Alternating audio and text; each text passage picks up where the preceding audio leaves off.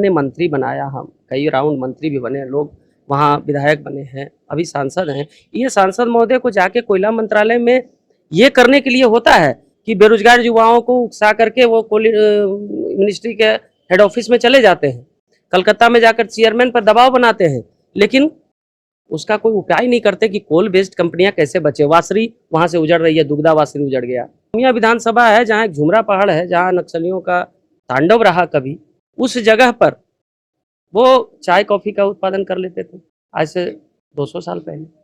और ये 200 सालों में हम सीख ही नहीं पाए कि हमको क्या करना चाहिए। वहाँ कोलियरियां हैं लेकिन कोयला उठाकर कहीं और ले जा रहे हैं। झारखंड में सबसे बड़ा जो दर्द है वो है पलायन का, और मुझे लगता है कि आप भी यह दर्द झेल चुके हैं। हम चाहते हैं कि महिलाएं आगे आ जाएं। इस बार एक महिला डॉक्टर आई है और ये उनकी पीड़ा ज़्यादा समझेगी, तो इस पीड़ा को वो लोकसभा में जाकर रखेगी, और लोकसभा बड़ा मंच है, वहाँ सरकार सुनती है, और जब सरकार सुनेगी तो हम सरकार से ये डिमांड करेंगे कि आप हमारे क्षेत्र के संसाधन को तभी ले जाओ जब हमारे यहाँ की अर्थव्यवस्था को भी बचाओ, हमारे लोगों को पलायन से रोको, हमारे यहाँ रोजगार जनरेट करो, हमारे यहाँ शिक्षा, बिजली, स्वास्थ्य की व्यवस्था पहले जुटाओ, फिर हम हमारे संसाधनों का दोहन करो।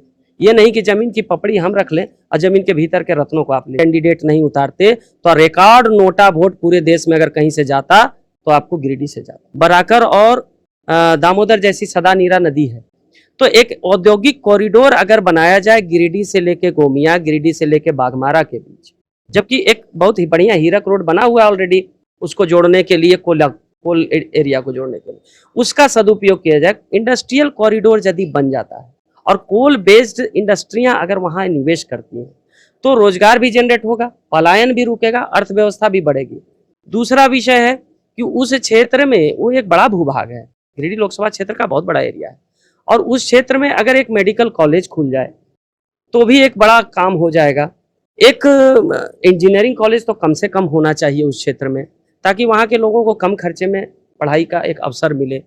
तीसरा यह है कि वहाँ का जो भी संसाधन है उसकी ट्रांसपोर्टिंग का एक चैनल बने, जहाँ से लोकल ट्रांसपोर्टरों को भी सुविधा मिले।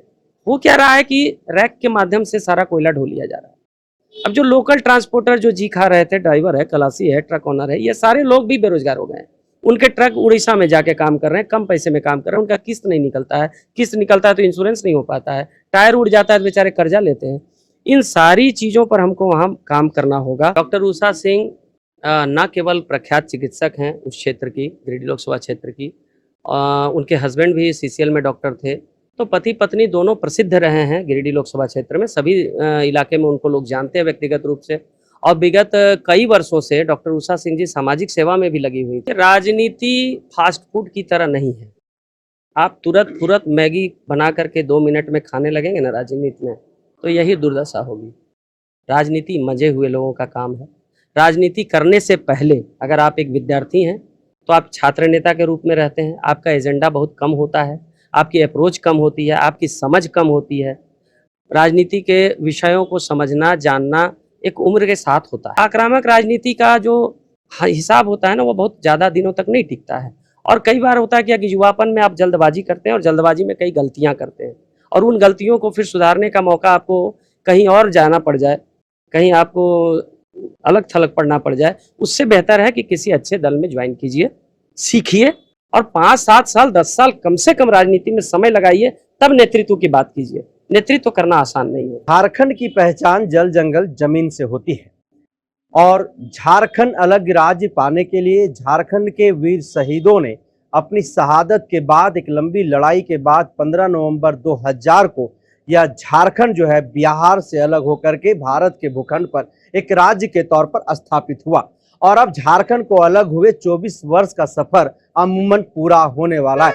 लेकिन इस 24 वर्ष के सफर में जितने बार भी देश के अंदर लोकसभा का चुनाव हुआ, उतना ही बार इस झारखंड प्रदेश में भी चुनाव हुआ, और जो भी राजनीतिक पार्टियां इस चुनावी मैदान में अपने प्रत्याशी को उतारा, उन्होंने एक मैनिफेस्टो भी जो है उसके साथ में झारखंड के झारखंडियों के लिए, उनके हक हुकूक के लिए, उनके हक अधिकार के लिए, झारखंड के विकास के लिए, रोजगार के लिए, नौकरी के लिए जो है उन्होंने बड़े बड़े वादे किए। उन तमाम वादों का क्या हुआ? जब देश में 18वीं लोकसभा का चुनाव हो रहा है, ऐसे 18वीं लोकसभा के चुनाव में झारखंड प्रदेश सहित कई देश भर में कई ऐसी छोटी छोटी पार्टियां जो है वह भी चुनावी मैदान में है, वह भी अपनी किस्मत को आजमा रहे। आज हमारे साथ बातचीत करने के लिए खास मेहमान राम किंकर पांडे हैं। राम किंकर पांडे सुशासन दल के अध्यक्ष हैं। अभी हम इनसे बातचीत करेंगे कि 24 वर्ष के सफर में जितने बार भी झारखंड में लोकसभा का चुनाव हुआ, उस लोकसभा के चुनाव में जिन राजनीतिक पार्टियों ने यहां पर प्रत्याशी दिया, झारखंड के लोगों ने 14 सांसद जिता करके दिल्ली भेजने का काम किया, उन तमाम चीजों को किस तरीके से देखते और सुशासन दल किन एजेंडों के साथ, किन मुद्दों के साथ इस बार के लोकसभा के चुनाव में चुनावी मैदान में है, इनका क्या लक्ष्य है, क्या विजन है, अगर यहां से जीत करके इनके प्रत्याशी दिल्ली का सफर तय करते हैं तो क्या इनका विजन होगा, झारखंड को किस तरीके से देखना चाहेंगे और जहां जहां से इनके प्रत्याशी चुनावी मैदान में उस लोकसभा क्षेत्र का किस तरह से सुशासन दल कायाकल्प करेगा, कैसे वहां की तस्वीर बदलेगा, इन तमाम मुद्दों पर राम किंकर पांडे से बातचीत करेंगे। सबसे पहले तो बहुत बहुत बधाई रहेगा, सुशासन दल के अध्यक्ष के तौर पर आपने यहाँ पर चुनावी मैदान में प्रत्याशी उतारा है। बहुत बहुत धन्यवाद आपको रंजन जी। और आप तो मेरे पूर्व परिचित हैं, मित्र हैं, आपको पता होगा कि विभिन्न राजनीतिक दलों को हमने वर्षों से देखा है और झारखंड में जब से झारखंड अलग हुआ है कभी भी राजनीतिक स्थिरता नहीं रही है। आप देखिए कि हम यहाँ से 14 लोकसभा है, एक ही पार्टी को 12 लोकसभा जिता कर भेजते हैं, लेकिन यहाँ का ऐसा क्या माहौल बन जाता है कि ना यहाँ निवेश है, ना रोजगार के साधन हैं। पलायन का अगर देखिएगा तो उड़ीसा और बंगाल से कहीं ज़्यादा झारखंड में पलायन हो रहा है और ये बहुत ही दुर्भाग्य का विषय है कि हमारे यहाँ की बच्चियाँ हाउस अरेस्ट हो जाती हैं जाकर बाहर। तो इन मुद्दों को हम बार बार अपने दलों के माध्यम से उठाते थे। जब हम सुशासन दल की नींव रख रहे थे तो हम विभिन्न दलों के लोगों से जो इसी पीड़ा से ग्रस्त थे कि कैसे इसको ठीक किया जाए, वो ग्रस्त हुए तो उन लोगों के साथ हमारी एकता हुई और हम सब बैठे और मिल बैठकर तय किए कि कैसे सुधारा जाए। क्योंकि जो भी स्थापित पार्टियां हैं उनके अब एजेंडा में वैसा कोई काम नहीं रह गया है। क्योंकि आप देखो ना, हम गिरिडीह लोकसभा में अभी सक्रिय रूप से एक निर्दलीय प्रत्याशी उतारे हैं। चूँकि मेरा दल का अभी रजिस्ट्रेशन पूरा नहीं हुआ था, सिंबल अलॉट नहीं हुआ था, तो हमने निर्दलीय के रूप में प्रत्याशी उतारा डॉक्टर उषा सिंह जी को। मजबूरी क्या है, आप देखो कि गिरिडीह लोकसभा में इंडी गठबंधन और इंडिया गठबंधन दोनों ही ने अपना प्रत्याशी उतारा है। दोनों ही प्रत्याशी झारखंड में कई राउंड विधायक रहे हैं, मिनिस्टर भी रहे हैं और एक जो वर्तमान सांसद है। आप दोनों के इतिहास को उठाकर देखोगे तो आपको दिखेगा कि इन्होंने कोई भी ऐसा काम नहीं किया है जिसको उपलब्धि के तौर पर ये गिना पाएंगे। अब भाई आपको 15 साल, 20 साल, 25 साल मौका मिला और आपने कोई भी ऐसा काम नहीं दिखा पाए, तो ये या तो जनता का दुर्भाग्य है या इस झारखंड का दुर्भाग्य है कि हम बार बार आपको मौके दिए जा रहे हैं और आप हमारा मजाक उड़ा रहे हैं और फिर आकर के वही दांत दिखा रहे हैं हमको चुनाव में कि भाई हम तो हैं, देखो हम फिर आ गए। ये अपमान का विषय है लोकतंत्र के लिए।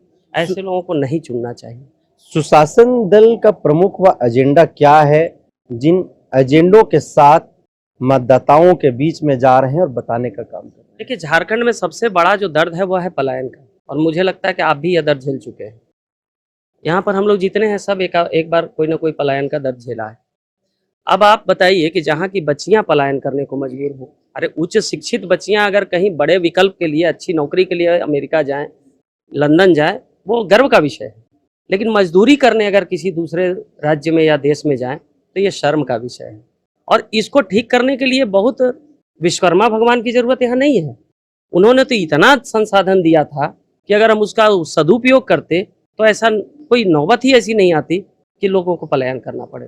तो पहले तो आपको मूलभूत सुविधाओं की ओर जाना होगा। हमारा जमीन जो है जंगलों से भरा पड़ा है, बंजर जमीन कहीं कहीं है। आप गिरिडीह लोकसभा का हम बात बताते हैं, उसकी 1/3 जमीन जंगल से आच्छादित है, 1/3 जमीन पर कोलियरियाँ हैं और 1/3 जमीन बंजर है। अब आप ऐसी जमीन पर आप सोचो, आपके पास कोई योजना ही नहीं है काम कराने का। जबकि ब्रिटिश सरकार में भी उसका एक गोमिया विधानसभा है जहाँ एक झुमरा पहाड़ है, जहाँ नक्सलियों का तांडव रहा कभी, उस जगह पर वो चाय कॉफी का उत्पादन कर लेते थे आज से 200 साल पहले। और ये 200 सालों में हम सीख ही नहीं पाए कि हमको क्या करना चाहिए। वहाँ कोलियरियाँ हैं लेकिन कोयला उठाकर कहीं और ले जा रहे हैं। अरे भाई, कोल बेस्ड कंपनियां और इंडस्ट्री अगर वहीं लगा दो आप, तो वहाँ का इकोनॉमी जनरेट होगा, वहाँ के लोगों को रोजगार मिलेगा। और था, जब कोलियरी का उत्पादन चल रहा था पब्लिक सेक्टर के थ्रू, तो वहाँ पैसा का रोटेशन भी था, लोगों की सैलरी आती थी, सैलरी के दिन गुलजार हो जाता था वो इलाका। आज स्थिति यह है कि सभी कोलियरियाँ आउटसोर्स हो गई हैं। अब आउटसोर्स वाली कंपनियां क्या करती है, ज़्यादा मुनाफा के चक्कर में 200-250 पे मजदूर रख रहे हैं, वो पैसा छोड़ नहीं रहे वहाँ, कोयला तो उठा रहे हैं, पैसा रुक नहीं रहा, पैसा जा रहा है कहीं और। तो ये जो अभी दुर्गति होने जा रही है, अच्छा कोयला कोई रिपीट तो होगा नहीं, वो तो एक ही बार निकलेगा, और जब कोयला भी खत्म हो जाएगा तो गड्ढे बचेंगे या ओबी का ढेर बचेगा। ऐसा जो सिचुएशन है, और इसमें जो जिन्होंने हमने मंत्री बनाया, हम कई राउंड मंत्री भी बने, लोग वहाँ विधायक बने हैं, अभी सांसद हैं, ये सांसद महोदय को जाके कोयला मंत्रालय में ये करने के लिए होता है कि बेरोजगार युवाओं को उकसा करके वो मिनिस्ट्री के हेड ऑफिस में चले जाते हैं, कलकत्ता में जाकर चेयरमैन पर दबाव बनाते हैं, लेकिन उसका कोई उपाय नहीं करते कि कोल बेस्ड कंपनियां कैसे बचे। वासरी वहां से उजड़ रही है, दुगदा वासरी उजड़ गया, स्वांग वासरी उजड़ गया, कई कोलियरियां बंद पड़ी हुई हैं, जो भी हैं वो आउटसोर्स के थ्रू जा रही हैं। तो इन चीजों को कौन देखता है? सांसद देखेगा। विधायकों की भी जो स्थिति है वही कमोबेश है। तो हम लोगों ने जो दल बनाया, हमने तय कर लिया कि अब हम वैसे लोगों को लाएंगे, भले ही उनका चेहरा नॉन पॉलिटिकल हो, लेकिन उनका अप्रोच सही हो, उनके बारे में लोगों को ये लगे कि चलो इसको देंगे तो हो सकता है कुछ अच्छा हो। क्योंकि जो स्थापित नेता है ना, उनको अब चुनाव जीतने से और हारने से मतलब है। वो चुनाव जीतने के लिए तिकड़म भिड़ाते हैं, धनराशि उठाते हैं, वहां से उगाते हैं, और फिर उसी के बुते चुनाव जीतने का प्रयास करते हैं। सुशासन दल के अध्यक्ष हैं आप। इस 18वीं लोकसभा में झारखंड के 14 लोकसभा सीट हैं, उसमें से कितने सीटों पर आप फिलहाल प्रत्याशी हैं? देखिए, अभी तो हमने कई ऐसे निर्दलीय प्रत्याशी हमारा समर्थन मांगे हैं, लेकिन मूलतः मैं कहिए कि सक्रिय रूप से गिरिडीह पर ही बेस्ड हूँ, क्योंकि हम सब गिरिडीह जोन में ज़्यादा आते हैं, वहीं मैं रहता भी हूँ। तो मैं चाहता हूँ कि घर सुधरेगा तभी जग सुधरेगा। तो ऐसे कई निर्दलीय प्रत्याशी हैं, लेकिन जब तक हमारा दल उनको ये देखना ले कि इनकी मंशा सही है कि नहीं, हम उनको समर्थन नहीं देंगे। और अगर लगा कि नहीं, ये आदमी भले ही चुनाव हार जाए लेकिन मंशा इसकी साफ है, तो उसको एक पॉलिटिकल एस्टैब्लिशमेंट मिले, उसके लिए उसका साथ जरूर देंगे। गिरिडीह से जिस प्रत्याशी को आपने चुनावी मैदान में उतारा है, जब लोगों के बीच उनको लेकर के जा रहे हैं, तो लोगों की प्रतिक्रियाएं क्या आ रही हैं? मतदाता क्या कुछ कह रहे हैं? महिलाएं क्या कुछ कह रही हैं? नौजवान क्या कुछ कह रहे हैं?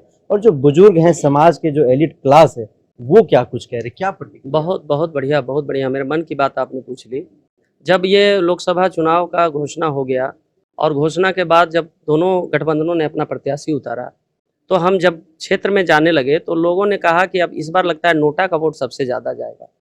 गिरिडीह की ये हम दशा बता रहे हैं। उसमें 6 विधानसभा है, गिरिडीह है, टुंडी है, बागमारा है, डुमरी है, गोमिया है, बेरमो है। कमोबेश सभी जगह दोनों प्रत्याशियों से लोग नाराज थे। जो सांसद हैं उनका कोई काम नहीं रहा, वो 5 साल दिखे नहीं लोगों तक, सबकी शिकायत है। और जो एक इंडी गठबंधन वाले हैं, उनके साथ दुर्दशा ये है कि जब वो मिनिस्टर थे तो सीएनटी एक्ट को लागू करवाए थे, और उसमें कुछ ऐसे जातियां हैं जो सीएनटी एक्ट में तो फंस गई, लेकिन उनको कोई प्रिविलेज नहीं मिला गवर्नमेंट की तरफ से। कई घर में जरूर है जमीन जिनका वो जोत-कोड़ वर्षों से कर रहे थे, पीढ़ी दर पीढ़ी, उसकी रसीदें कटनी उन्हीं के जमाने से बंद हुई है, आज तक बंद है। अब उस जमीन पे ना वो लोन ले सकते हैं, ना उसको बेच सकते हैं। तो कई ऐसे जो किसान थे, आज समझिए भूमिहीन हो गए, क्योंकि वही जमीन उनके पास संपत्ति थी, इन्होंने उसका रसीद बंद करवा दिया। तो ये बहुत बड़ा रिएक्शन है उनके साथ। और जो सांसद हैं उनको तो खैर हर जगह क्या दुर्दशा मिल रही है, ये मीडिया में दिख भी रहा है, आप उसका सर्वे भी कर सकते हैं। वो जहाँ जा रहे हैं उनको बैरंग वापस होना पड़ता है। जहाँ मैं मीटिंग करके जा रहा हूँ, वहाँ उनके लोगों को हटा दिया जाता है कि छोड़ दीजिए, हम लोगों ने देख लिया विकल्प। देश में बदलती जो राजनीति का जो माहौल है, उस माहौल को आप देखिएगा कि बाहुबल, धन बल हावी है। ऐसे में क्या आपकी जो पार्टी है सुशासन दल, उस बाहुबल और उस धन बल को लेकर के कितना तैयार है, और इस तमाम चीज़ों को कैसे देखती है आपकी पार्टी? देखिए, लोकतंत्र में कभी कभी इन सभी बल पे जनबल हावी हो जाता है। आपको याद होगा जब इंदिरा इज इंडिया और इंडिया इज इंदिरा का नारा लगता था, और उस समय इमरजेंसी लगा तो जेपी आंदोलन हुआ, और जेपी आंदोलन ने ऐसा तख्ता पलट किया कि पूरा देश का आज राजनीति ही देख रहे होंगे भिन्न है, अलग है। ये बदलाव उस समय हुआ। झारखंड अब उसी स्थिति में आ गया। 24 साल में राजनीतिक स्थिरता नहीं आई, और नहीं आने का कारण ही रहा कि ये जो नेता रहे ना, ये सब अपने अपने लिए जिए हैं। आप देखिए ना, जो नेता कभी बाइक पे चला करते थे चुनाव लड़ने से पहले, आज उन नेताओं को हजारों करोड़ में संपत्तियां दिखेंगी आपको। वो तो सुखी हो गए, लेकिन उन्होंने ना इलाके को कुछ किया, ना कोई विजन लाया और ना कोई रोड मैप है जिससे कि बाहरी निवेश हमारे राज्य में हो। हमारा संसाधन भी गया 24 सालों में और हमको कुछ मिला भी नहीं वापस। एक तरफ जहां मथुरा महतो इंडिया गठबंधन के प्रत्याशी हैं, दूसरी तरफ चंद्र प्रकाश चौधरी जो सांसद भी वर्तमान में हैं, एनडीए के प्रत्याशी हैं। वैसे में सुशासन दल के जो प्रत्याशी हैं, चाहे डॉक्टर उषा सिंह नाम है, अपने आप को आप लोग कहाँ पर देख रहे हैं और इन दोनों के बीच में मुकाबला आप किससे मानते हैं? हाँ, डॉक्टर उषा सिंह न केवल प्रख्यात चिकित्सक हैं उस क्षेत्र की, गिरिडीह लोकसभा क्षेत्र की, उनके हस्बैंड भी सीसीएल में डॉक्टर थे, तो पति पत्नी दोनों प्रसिद्ध रहे हैं गिरिडीह लोकसभा क्षेत्र में। सभी इलाके में उनको लोग जानते हैं व्यक्तिगत रूप से। और विगत कई वर्षों से डॉक्टर उषा सिंह जी सामाजिक सेवा में भी लगी हुई थी और उन्होंने फिर भारतीय जनता पार्टी ज्वाइन किया। जब लगा कि काम अगर हम कर ही रहे हैं तो राजनीतिक दल से काम करें, तो वो भारतीय जनता पार्टी की सक्रिय सदस्य भी रहीं, बहुत काम भी की थी राजनीतिक रूप से, तो राजनीतिक पहुंच भी और पकड़ भी उनकी बनी और सब लोग उनको एक राजनेता के रूप में देखना शुरू कर दिए थे।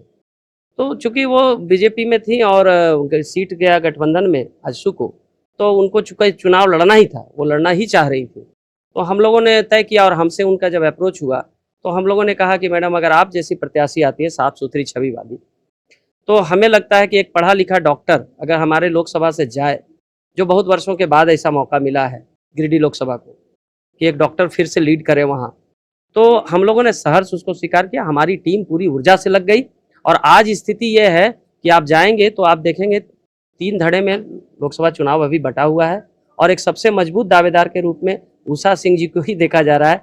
ये आपको चौंकाने वाला विषय होगा कि पहली बार कोई निर्दलीय 2 बड़े गठबंधनों पे भारी पड़ रही है। जयराम महतो को लेकर के गिरिडीह में जो माहौल लोग बता रहे हैं, आप वहाँ पर हैं, लगातार सुबह से शाम तक जो है संघर्ष कर रहे हैं, जयराम महतो को लेकर के आपकी क्या ख्याल है? देखिए, राजनीति फास्ट फूड की तरह नहीं है। आप तुरंत मैगी बना करके 2 मिनट में खाने लगेंगे ना राजनीति में, तो यही दुर्दशा होगी। राजनीति मजे हुए लोगों का काम है। राजनीति करने से पहले अगर आप एक विद्यार्थी हैं तो आप छात्र नेता के रूप में रहते हैं, आपका एजेंडा बहुत कम होता है, आपकी अप्रोच कम होती है, आपकी समझ कम होती है।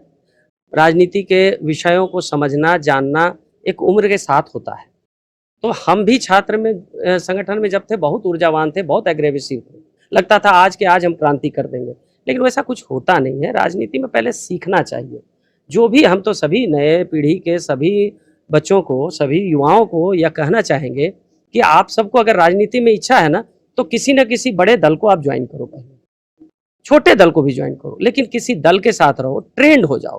पहले राजनीति को समझो कि राजनीति की दिशा कैसी होती है, लोगों के मनोविज्ञान को कैसे राजनीति में जोड़ा जाता है। जब तक इन चीज़ों को आप नहीं करोगे तो आक्रामक राजनीति का जो हिसाब होता है ना, वो बहुत ज़्यादा दिनों तक नहीं टिकता है। और कई बार होता है कि युवापन में आप जल्दबाजी करते हैं और जल्दबाजी में कई गलतियां करते हैं और उन गलतियों को फिर सुधारने का मौका आपको कहीं और जाना पड़ जाए, कहीं आपको अलग थलग पड़ना पड़ जाए। उससे बेहतर है कि किसी अच्छे दल में ज्वाइन कीजिए, सीखिए और 5, 7 साल 10 साल कम से कम राजनीति में समय लगाइए, तब नेतृत्व की बात कीजिए। नेतृत्व करना आसान नहीं होता। जिस जिले से आप आते हैं अध्यक्ष महोदय, वह खनिज संपदाओं से भरा हुआ एक जिला है और वहाँ अमूमन हर गांव जो है वह विस्थापन का आज भी दंश झेल रहा है। पलायन एक बहुत बड़ी वहाँ का जो है सो समस्या है। युवा जो हैं दर दर की ठोकरें खा रहे हैं और उद्योग के नाम पर परिवार से जो है वो ज़मीन ले लिया गया, स्थानीय लोगों से जो है सो ज़मीन ले लिया गया और स्थानीय प्रतिनिधित्व तो इस झारखंड राज्य में 14 लोकसभा सीटों की बात हो या फिर 81 विधानसभा सीटों की बात हो, हम लोग अभी लोकसभा की बात करें तो 14 लोकसभा सीटों की हम लोग बातचीत करेंगे। और मेरा वही सवाल भी है कि जो विस्थापन का दंश झेल रहा परिवार है या फिर जो पलायन का मुद्दा है, खनिज संपदाओं से भरा हुआ लोकसभा क्षेत्र होने के बावजूद इन तमाम चीज़ों से, इन तमाम चुनौतियों से लड़ने के लिए आपके पास, आपके पार्टी के पास क्या समाधान? हाँ, यही विषय को लेकर के अभी हम चुनाव लड़ भी रहे हैं गिरिडीह लोकसभा में कि हमारे जो संसाधन हैं उसको कैसे हम अब वहाँ के लोगों तक फायदा दिलाएं उस संसाधनों से। क्योंकि हो क्या रहा है कि व्यापारी वर्ग यदि आउटसोर्स करके ले जा रहे हैं हमारे संसाधन, तो वो अपना मुनाफा केवल देख रहे हैं, अपने क्षेत्र का मुनाफा कर रहे हैं, हमारे यहाँ कुछ नहीं छोड़ रहे वो। तो हम तो मेरा तो वश चले तो हम अभी आउटसोर्सिंग को रोक दें, और रोक करके पहले हम केंद्र सरकार में जो भी जिसकी भी सरकार हो, प्रधानमंत्री जो भी रहे, मैं उसके साथ निगोशिएट करूं कि पहले मेरे क्षेत्र में कितना हिस्सा दे रहे हो, मेरे यहाँ रोजगार कैसे जनरेट करो, यहाँ की इकोनॉमी को कैसे बचा रहे हो, और तब हम संसाधनों को यहाँ से जाने देंगे। ये मेरा विषय है, और इसी के लिए हम लोकसभा में सांसद भेजना चाहते हैं। और मैं जनता से भी अपील करता हूँ कि आप हमारा एक बार आप साथ देकर देखो। हमारा जो कैंडिडेट है वो बहुत ही संवेदनशील कैंडिडेट है। जो महिला चिकित्सक एक नवजात बच्चे को सहेज कर उसकी माँ की गोद में देती है, आप सोचो उसमें कितनी करुणा होगी। तो वो समझती है उस पीड़ा को, वो जानती है पलायन से सबसे ज्यादा स्त्रियों को भोगना पड़ता है। कोई माँ परेशान होती है जब बच्चा बाहर चला जाता है, बीमार होती है, देखने के लिए नहीं आ पाता है, बच्चा बाहर में बीमार पड़ता है, उसको गार्जियन नहीं देखने जा पाता है। कई ऐसी बातें आई हम लोगों के सामने कि बच्चा बंगलोर में है, बीमार पड़ गया, विदेश में है, मर गया, लाश नहीं ला पा रहा है, गरीबी ऐसी है कि वो कोई व्यवस्था नहीं ले पा रहा है, जनप्रतिनिधियों से बात करते करते थक जाता है तो चंदा भी करके बेचारा लाता है। तो ये जो संवेदनहीनता आई है ना राजनीति में, हमारे गिरिडीह लोकसभा ही नहीं पूरे झारखंड में, इस संवेदनहीनता के लिए हम लोगों को आगे आना पड़ा है।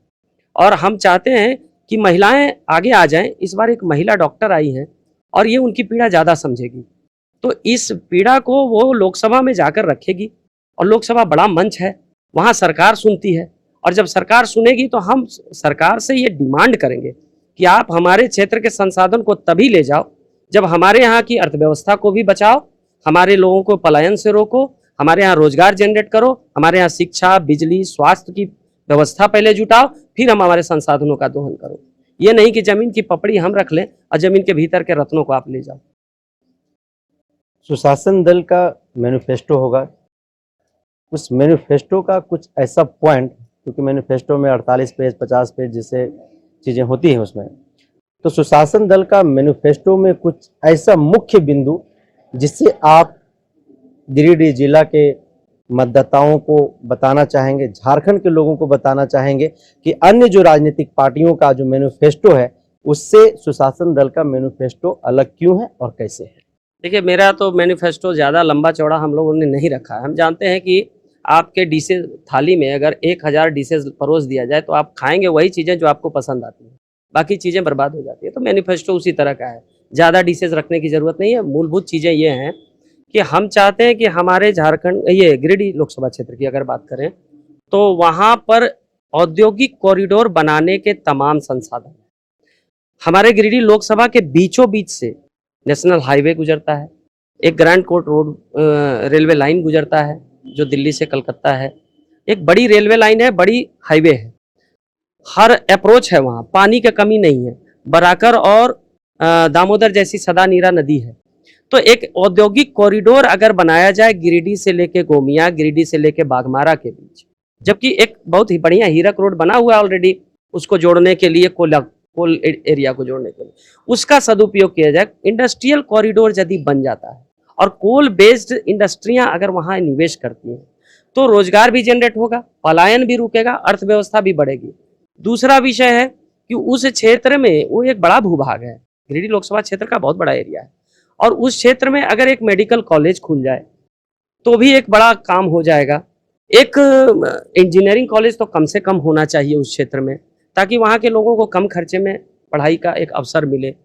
तीसरा यह है कि वहाँ का जो भी संसाधन है उसकी ट्रांसपोर्टिंग का एक चैनल बने, जहाँ से लोकल ट्रांसपोर्टरों को भी सुविधा मिले।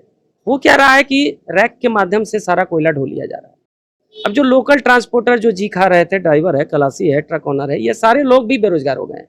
उनके ट्रक उड़ीसा में जाके काम कर रहे हैं, कम पैसे में काम कर रहे हैं, उनका किस्त नहीं निकलता है, किस्त निकलता है तो इंश्योरेंस नहीं हो पाता है, टायर उड़ जाता है तो बेचारे कर्जा लेते हैं। इन सारी चीज़ों पर हमको वहाँ काम करना होगा। और एक बहुत बड़ा विषय है कि बिजली कट, आपको बड़ा घोर आश्चर्य होगा भाई साहब कि उसी लोकसभा क्षेत्र में 3 बिजली संयंत्र हैं, Chandrapura thermal power station, Bokaro thermal power station, Tenughat thermal power station, और तीनों स्टेशन होने के बावजूद उस क्षेत्र में 18 घंटे भी बिजली नहीं मिलती है गाँवों को, 12-14 घंटे बिजली मिल रही है। इस गर्मी में भी हम 22 घंटे क्यों नहीं सुनिश्चित कर रहे हैं बिजली? 2 घंटे चलिए लोड शेडिंग है, मेंटेनेंस है, कट सकता है, लेकिन 22 घंटे बिजली। आप चले जाओ ना पड़ोसी राज्य बिहार, जो हमारे यहाँ से कम संसाधन वाला राज्य है, लेकिन वहाँ के गाँव में 22 घंटे बिजली मिल रही है, लोग वहाँ के बताते हैं। आप क्यों नहीं दे रहे? आप ही का बिजली खरीद के वो दे रहा है, आप नहीं दे पा रहे हो जो खुद बिजली उगाते हो।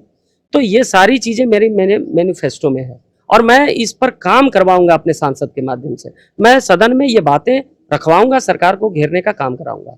मैं इन्हीं उद्देश्यों से आया हूं, बेसिक उद्देश्य है ये, और इसके लिए बहुत हरक्यूलस जॉब की जरूरत नहीं है। केवल सदन में मजबूती से बात रखी जाए और वहां के कंसर्निंग मिनिस्टर्स जो होंगे जिस जिस मंत्रालय के, उन सबको जरूर विजिट कराया जाए बुलाकर कि भाई साहब आप एक बार हमारे एरिया में आओ, आप अपने मंत्रालय की स्थिति देखो कि काम हो रहा है कि नहीं हो रहा है। अगर हो रहा है तो बहुत अच्छा, हम आपको धन्यवाद देंगे, नहीं हो रहा है तो इमीडिएट काम कराइए। ये मेरा सांसद का काम होगा। चलिए आखिर सवाल के साथ हम लोग बातचीत करेंगे। सुशासन दल के पास ऐसा 3 फैक्टर क्या होंगे जो जीत के लक्ष्य को पूरा करने में सहयोग करेगा? पहला लक्ष्य तो यह है कि दोनों गठबंधनों तरफ से जो भी कैंडिडेट आए हैं उनके प्रति जनता को कोई आकर्षण नहीं है, बिल्कुल उदासीन जनता है। संभवतः इस बार अगर हम कैंडिडेट नहीं उतारते तो रिकॉर्ड नोटा वोट पूरे देश में अगर कहीं से जाता तो आपको गिरिडीह से जाता, क्योंकि दोनों कैंडिडेटों ने कई सालों से निराश किया। वो विधायक भी रहे, मिनिस्टर भी रहे, सांसद भी रहे, उसके बाद दोनों की बात बता रहा हूँ, एक नहीं। तो कोई विकल्प ही नहीं था, वहां विकल्पहीनता थी। ऐसे में एक मतलब नहीं है कि इतनी प्रचंड गर्मी में ठंडी बाजार अगर आपको मिल जाए, लगे कि राहत मिला, तो इन हमारी कैंडिडेट आने से वहां के मतदाताओं में एक राहत हुआ है, एक राहत का संचार हुआ।